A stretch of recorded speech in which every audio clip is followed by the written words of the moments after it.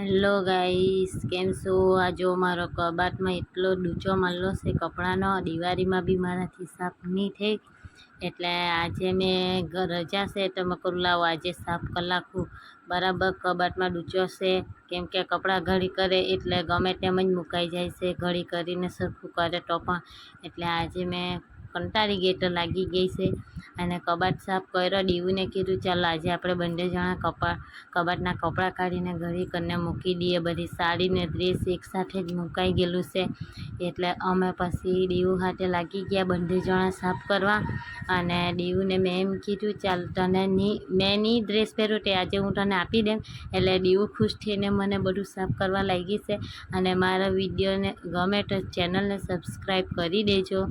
અને બંને જણીએ લાગી બરાબર આજ તો ઢગલો કરી નાખ્યો છે. અઠવાડિયામાં બેસે તો પણ કપડાં વેચાઈ જાય તેવા છે, એટલે અમે આજે કપડાં જોઈને તો ઊંઘ આવી જાય તેવું હતું. પણ અમે દીવું હાથે બંને જણા લાગ્યા કપડાં ઘડી કરવા. અને દીવું મેં જે કપડાં નહીં પહેરું તે દીવુંને બી ગમતા આવતા, એટલે દીવું એ કરવા માંડી સાઈડ પાસે.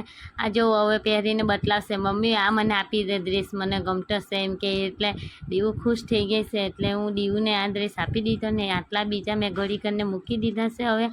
હવે સાડીને એવું ઘડી કરવાનું બાકી છે, બધું થઈ ગયું છે. ના જો હવે કબાટમાં જગા દેખાતી છે, કેમ કે કપડાંને હું બધું સાડીને એવું અલગ કરી નાખ્યું છે, ડ્રેસને એવું. એટલે હવે જગા બચી છે થોડીક, તે હવે અયાનને દીવુને સારું કપડાં મૂકવાની જગા રાખી છે.